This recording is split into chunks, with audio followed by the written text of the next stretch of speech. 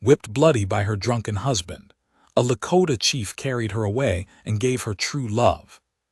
The strip of leather was still in my hand when I found her. I had come down from the ridge before first light to check the snares I'd set along the creek, moving quiet the way my father taught me. The way his father taught him: heel first, wait slow, no sound that doesn't belong to the land. It was late October. The grass had gone the color of old bone, frost in the low places. I remember the cold on my face and the smell of the creek, iron and mud and something dead upstream, maybe a deer. She was in the cattails at the bend where the water slows. Face down, dressed in the clothes of a settler woman, gray wool, boots cracked along the left sole. My first thought, God help me, was that she was gone. I stood there a moment, the leather strip from the snare in my fist, and then her shoulders moved, just barely, a breath pulling in. I have pulled men from rivers. I have carried my own wounded back from places where the army wanted to leave them. You do not think when you do it. Your body knows. I was already moving, already in the water to my knees, already turning her over before I had decided a thing. Her face was wrong. That is the only word I have for it. The left eye was swollen shut, the color of a plum, and her lip was split and dried. There were marks on her neck, not from the water, not from a fall, the kind that come from a man's hands. Across her back, under the wool, I could feel the ridges of welts before I even lifted the cloth to look. 3 of them, maybe 4, laid in across her shoulders like she'd been struck with something flat and hard. A belt, a board, something with authority behind it. She did not scream when I lifted her. She made a sound I have not forgotten, low and brief, pulled out of her like she was too tired even for pain, and then she went still. I carried her 2 miles back to my camp. My name is Chayton. In the years of the surveyor, the years I am talking about, the years of that October, I was 49 years old. I had been chief of my band, what remained of my band, for 11 years. There were 63 of us then. We had not gone to the agency. We were not at war. We were what is left when a war ends and the land is still yours in name only. People trying to hold to a way of life with both hands while the world pulls it apart at the seams. We had 3 lodges in the river bottom, good horses, enough to eat if the hunting held. I had a reputation in that county. The settlers who'd been there long enough knew the name. The new ones feared it and didn't understand why the older ones did not. I had no wife. My wife had died of the coughing sickness 3 years before. We had no children who lived. That is not a thing I said to people. I said nothing about it. But it was there, the way a stone is there at the bottom of a river. You don't see it, but it changes the way the water moves. I laid the woman in my lodge. Built the fire higher than I needed to. Hexilla, my nephew, 17 and useless in a crisis because he talked too much, stood in the entrance asking questions I didn't answer. I sent him to get Winona, who was 60 and had seen everything and whose hands I trusted. Winona came in, looked at the woman on my blankets, and did not waste a word on me. She just set to work. I went outside. The sun was up by then, pale and thin through high clouds. I stood beside my horse and put my hand flat on her neck and felt the warmth of her and thought about nothing in particular. That is something people misunderstand about hard moments. You do not always think. Sometimes you just stand there with your hand on a horse and let the morning be the morning. After a while, Winona came out. She said the woman would live. She said her ribs were cracked on one side, her back would heal, the eye would open again in a week. She said other things in the quiet, careful way Winona had of telling me something without telling me directly. I understood what she meant. I did not ask her to say it again. "Who did this?" I said, though I already knew the kind of answer there was. Winona looked east, toward the homesteads along the upper creek. "Someone with a bottle," she said, "and a wife he didn't value." She went back inside. I stayed with my horse. The woman's name was Nora Alcott. She told me this 4 days later, when she was able to sit up and hold a cup without her hands shaking too badly. She had brown hair that was mostly down, and gray eyes that watched everything in a room at once, the eyes of someone who had learned that safety can end without warning. She was 34 years old. She had come from Ohio with her husband, Clarence, 2 years prior. The homestead was 6 miles up the creek. She told me this in pieces, not in a straight line, the way people tell things they have had to survive rather than simply remember. She would say a sentence and then look at the entrance of the lodge and then say another sentence 3 minutes later like the conversation had never paused. I did not hurry her. I sat across from her and let the fire talk when she didn't. She did not ask why I had brought her here. She did not ask anything about me for the first 2 days. That was fine. I had enough to tend to. The horses, the hunting, the affairs of 62 other people who needed things from me. I checked on her in the mornings and the evenings and let Winona handle the hours in between. But on the 5th morning she was sitting up when I came in and she looked at me directly for the first time, really looked, not the quick side-eyed glance of someone measuring a threat, and she said, "You could have left me in that creek." "Yes," I said. She thought about that. "Why didn't you?" I didn't have a clean answer. I told her the truth, which was, "You were breathing." She held the cup in both hands. The eye was open now, still discolored, but open. She said, "Clarence will come." "I know. He'll bring men." "I know that too." She watched me. "You're not afraid of him?" It was not a question, and I did not treat it like one. "No," I said. Something shifted in her face. Not relief exactly. More like she was filing something away, putting it in a place she could get to later. Clarence Alcott came on the 9th day. He came with 2 men from the settlement, Ed Purvis, who ran the feed store, and a man named Dolan whose first name I never learned. They came on horses and they were loud before they arrived, which told me everything about what they thought was going to happen. Men who are genuinely dangerous do not announce themselves. I was outside when they rode in. I had Hyxilla and 2 of my older men with me, but I had told them to stand back and not touch their rifles unless I said. Alcott pulled up maybe 20 feet from me. He was big, slope-shouldered, with a red face that told you his habits before he opened his mouth.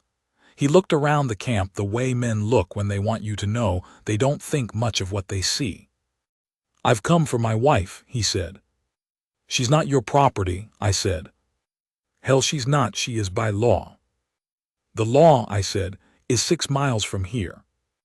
He didn't like that. He looked at Purvis and then back at me. "Chief or not, you've got no right to hold a white woman in your camp. She is here because she is injured. She is here because I found her in a creek at first light, beaten near to death." I looked at him the way I had learned to look at men who needed to understand something clearly, slow, without blinking. "You did that." His face went through several things. Anger was the first, then something that might have been embarrassment or its cousin, then anger again. What passes between a man and his wife is his own business. "It was my business," I said, "when she was dying in my creek." Dolan shifted on his horse. Purvis was very still. Alcott pointed at me. "I want her out here now." I did not move. "She is not coming out." The silence after that was the kind that has weight. You can feel it against your skin like weather changing. Alcott looked at my men. He looked at me. He was calculating odds he didn't like. "You'll regret this," he said. It came out smaller than he meant it to. "Go home," I said.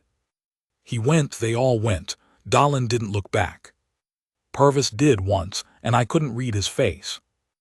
I stood there until they were out of sight, and then I turned, and Nora was standing in the entrance of the lodge. She had watched the whole thing. She didn't say anything at first. She just stood there with her arms wrapped around herself against the cold, that gray wool dress, her hair braided now. Winona had done it, and she looked at me with those eyes that watched everything. "He won't leave it there," she said. "I know. He'll get the sheriff." "Maybe." She was quiet a moment. Wind came through the camp, and the fire inside the lodge sent a thin thread of smoke out through the smoke hole. "Why are you doing this?" she asked, not suspicious, genuine. The kind of question that's been sitting in a person for days, waiting to be asked. I thought about that. "Because it's right," I said, and then because it was also true, and because no man should do what was done to you. She looked at me for a long time, long enough that I noticed the color coming back into her face, the way a person who has been very cold starts to be warm again. A gradual thing. "Thank you," she said, "just that." She went back inside. I went to tend my horse. The sheriff came 3 days later. His name was Beaumont. I had dealt with Beaumont before. He was the kind of man who was not corrupt exactly, but who arranged the world so his life was easy, which amounts to the same thing in a territory. He came alone, which I respected. No posturing. Just rode in, tied his horse, took off his hat. We talked for a while near the creek. He explained the law to me. I explained some things to him. He looked at the ground while I talked, and I could see him doing the arithmetic of what it would cost him to push this, and what it would cost him not to. "She has to make a statement," he said finally. "If she says she came here of her own accord and wants to stay, there's not much I can do. Man can't force his wife to come home." He paused. "Long as she says it herself." I brought him inside. Nora sat across from Beaumont with her hands in her lap and her back straight, which I noticed because 6 days before she had been faced on in a creek. She told Beaumont she had left of her own will. She told him she was remaining here of her own will. She looked him in the eye the whole time. Beaumont put his hat back on. "Alcott won't like it." "No," she said, "he won't." He left. We heard nothing more from Alcott for 3 weeks, and when we did hear something it was second-hand, that he'd sold the homestead claim and taken the train east. I don't know if that's true. I don't know what became of him. I stopped caring about Clarence Alcott somewhere around the 2nd week of November. Nora stayed through the winter. This is the part I find hard to talk about, not because it was bad but because it was the opposite. Because I had gotten used to a particular kind of life. The life of a man who carries responsibility for others and carries nothing else, nothing personal, nothing soft, and something about that winter began to work against that arrangement. She was not a burden. That was the first thing that surprised me. She did not know how to do everything we did, but she was not proud about not knowing. She asked Winona to teach her. She sat with the women in the mornings learning things without embarrassment. She fetched wood without being asked. She could cook. It turned out different food than we ate, but she adapted, watching and trying, and she had a good palate, which Winona said grudgingly meant she had the instinct for it. She learned some words. Not many, but she used them correctly when she used them, and she didn't use them to perform. She used them because they were the right tool in her hand. I found myself noticing things. The way she sat when she thought no one was watching, not slack but not rigid either, a kind of settled quality, like a person who had made peace with being in a body. The way she spoke to the children in the camp, not talking down to them, talking to them. The sound of her voice in the morning when she was talking to Winona, before either of them realized I was awake. I noticed, one afternoon in late November, that she had fixed the smoke hole in my lodge, had figured out on her own what was wrong with the way the covering was hung, and had adjusted it so the draw was better. I came in and the smoke was gone, and she was sitting there reading a book she'd had in her dress pocket the morning I found her. She looked up. "The flap was turned wrong," she said. "I know," I said. "I meant to fix it." "I know you did," she said, not unkind, and looked back at her book. That was the moment. That is the moment I am talking about when I talk about that winter. Not a dramatic thing. Just a woman sitting in my lodge in the afternoon light fixing a sentence about a smoke flap, comfortable enough to rib me slightly and go back to reading. As if she belonged there. As if it had always been arranged this way. I stood in the entrance for a while looking at her. She did not look up again. She knew I was there. She was giving me space to think. December was hard that year. Snow early and heavy, the creek frozen by the second week. We lost 2 horses to the cold. The hunting was poor for a stretch and we were eating less than I wanted, though no one went without. I ran myself harder those weeks, out before light, back after dark, managing things, solving things, finding the extra that has to come from somewhere when there isn't enough. One night near the middle of the month I came in late and sat down by the fire and I will admit it, used up. Not broken, just emptied. 62 people pulling on you in all directions for weeks, and the cold, and the horses, and the boy who'd cracked 2 fingers trying to rope in the ice, and needed a splint, and the argument between 2 families over a blanket that shouldn't have been anyone's argument but became mine because everything eventually becomes mine. I sat down, and I put my elbows on my knees, and I looked at the fire. Nora was awake. She'd been awake when I came in. I'd thought she was asleep, but she wasn't. She didn't say anything. She got up quiet and she came over and sat beside me, not across from me, beside me, and she put her hand on my arm, just rested it there, not asking anything, not saying anything, just her hand on my arm and the fire in front of us. I don't know how long we sat like that. After a while she said, very quietly, "You take on a great deal." "Someone has to," I said. "Yes," she said, "but someone should also see it." I looked at her then. She was looking at the fire, her profile lit on one side, and the expression on her face was, there is no word exactly, not pity, not admiration either, though it was near that, something quieter, the look of a person who has made a decision and is at peace with it. "I see it," she said. "I want you to know that. I see what you carry and what it costs, and I see that you do it without," she paused, finding the right words, "without asking anyone to notice, and someone should notice." The fire popped. Somewhere outside, one of the horses moved. I did not cry. I want to be clear about that. But something happened in my chest, a loosening of something that had been wound very tight for a very long time, and I sat with it and did not speak, and she did not require me to speak. Her hand stayed on my arm. After a long time I said, "I haven't had this in a while." "Someone beside you," she said. "Yes." She nodded slowly. "Neither have I," and then, "someone worth being beside." I let that settle in me the way you let something important settle, slowly, taking up space, rearranging things. I have to tell you about January, because January is where the test came. Word got around. It always does in a territory with not much else to talk about.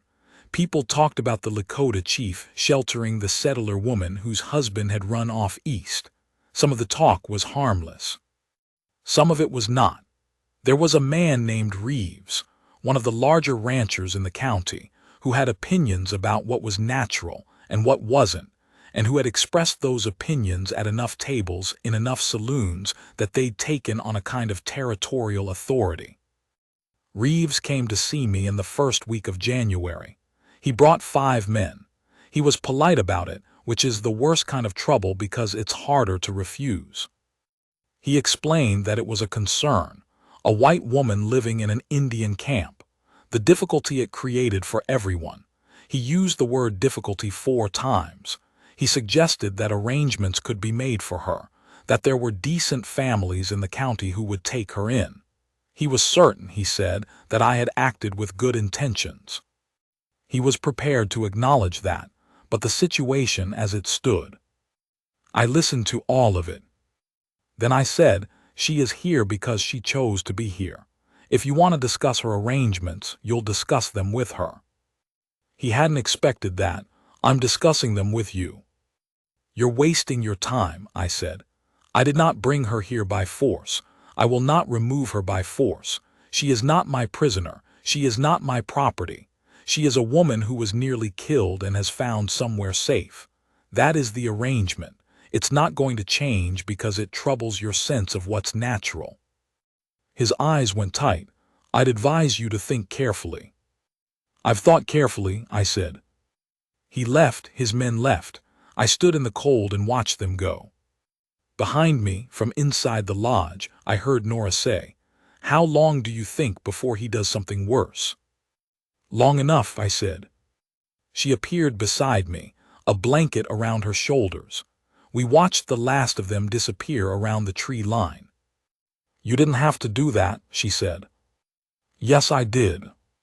She was quiet a moment, then she said, "Chayton," the first time she'd said my name, "look at me."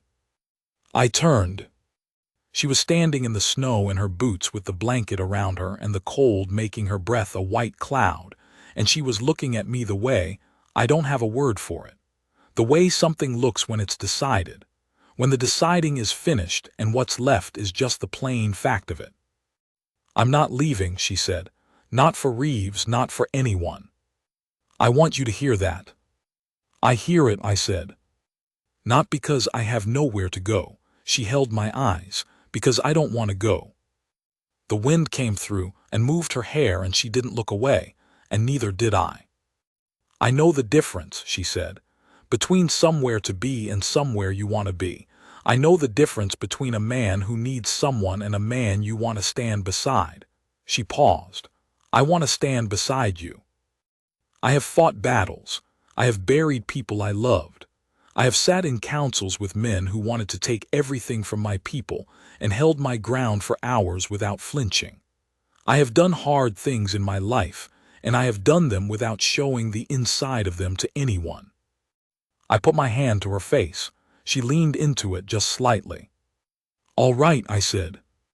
That was all I said. All right. But she heard what was in it. I know she did because she closed her eyes for a moment like someone receiving something they had stopped hoping for. Reeves did not come again. That is the part of this story that people always find surprising, but it's the truth. He came once more, in February, with a different approach.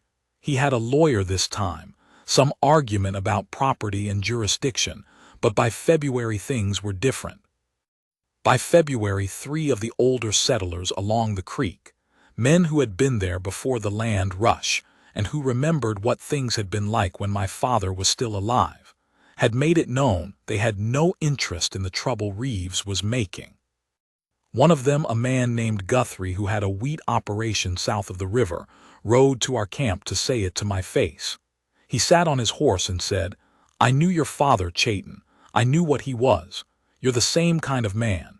This business with Reeves is foolishness and I won't be part of it." He rode away. I did not watch him go.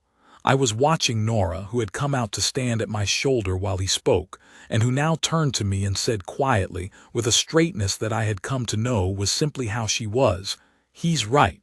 You're a good man." "He's an old man who remembers things differently than they were," I said. "Maybe," she said, "but he's right about you." I didn't argue.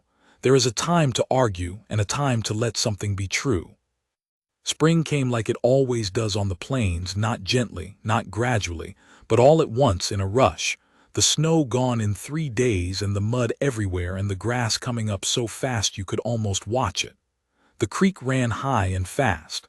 The horses put weight back on. The children were outside from first light and had to be called in after dark. I have thought many times about how to say what the spring was like that year, and I always come back to the same thing. It was the first spring in 3 years that I felt the change in myself as well as in the land. Something in me that had been closed for a long time opened alongside the season. I don't know another way to say it. Nora moved into my lodge fully that spring. This is the plain fact of it, stated plainly. There was no ceremony at first. That came later in the summer, the way Winona insisted it should, with the right people present and the right words said. But in the spring we were simply together, as natural as the season, and the camp accepted it the way camps accept things when they make sense. I watched her learn the land. She was not a woman who stayed inside. She was out in it, walking the creek, learning the plants Winona named for her, watching the hawks. She found things. A bone she didn't recognize, a stone that was the wrong shape to be natural, a place along the ridge where the soil changed color, and she dug 3 inches down with her hands to see why. She brought these things to me. She didn't expect me to have all the answers. She expected us to look together, which is a different thing. She told me about Ohio, not as a place she missed, but as a way of explaining herself to me in pieces, the way I was explaining myself to her in pieces. Her father had been a school teacher. She had grown up with books. She had married Clarence at 21 because it was what was done, and she had been 21 and had not yet understood what would be done to her. "I thought I could make it work," she said once.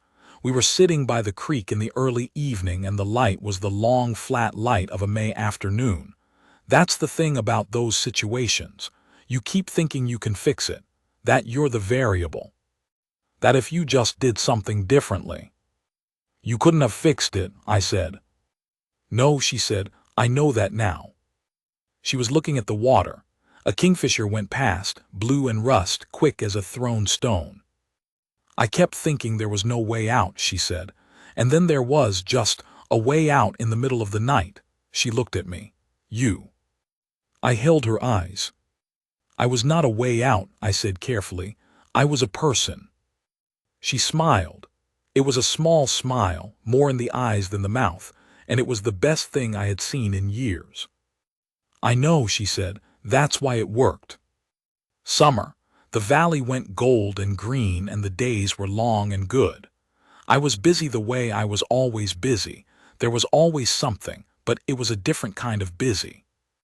The weight of it was the same, but the weight now had somewhere to rest at the end of the day. That is the difference I am trying to describe. The weight is still the weight. The difference is having somewhere to set it down. Nora learned to ride properly that summer. She had ridden before, but badly, the way settlers ride, surviving the horse rather than working with it. I watched her figure out the difference over the course of 6 weeks. The day she got it right, really right, when the horse stopped fighting her and she stopped fighting the horse and they found the same rhythm. She came back to where I was standing and she was laughing, actually laughing, and I had not seen her laugh like that before, the full kind, and it hit me somewhere in the center of my chest so hard I had to look away for a moment. "Did you see?" she said. "I saw," I said. She slid down and she was still smiling, and she stood in front of me, and she put her hand flat on my chest, right in the center, and looked up at me. "Thank you," she said, "for teaching me." "You taught yourself," I said. "I just didn't interfere." She shook her head slightly, not disagreeing exactly, just filing it under things I was wrong about. She left her hand where it was. "You never interfere," she said. "That's one of the things." She paused. "You let things be what they are. You let me be what I am." Her fingers spread slightly, feeling the cloth. I hadn't had that before. I put my hand over hers, held it there. "I'm glad you stayed," I said. "I told you I would," she said. "I know, I'm still glad." She leaned her forehead against my chest for a moment. Her horse was blowing air behind her. The grass moved. Way up the valley, someone was calling in a child. That is the picture I carry. I have carried it for years. The weight of her forehead against me and her hand under mine, and the summer going on around us, indifferent and beautiful, the way summers are. I am talking about this from many years away now. Enough years that the territory is a state, that the world has rearranged itself in ways my father could not have imagined, that the people I am describing are old or gone. I am old. That is the truth of it. But some things do not age the way other things age. Nora is inside. I can hear her in there right now, talking to our granddaughter about something. I can hear the girl's voice rising in question and Nora's voice steady in answer. The pattern I have listened to for 30 years in various forms. The shape of her. A woman who gives answers that do not condescend, who treats a question from a child the same way she treats a question from anyone, with her full attention.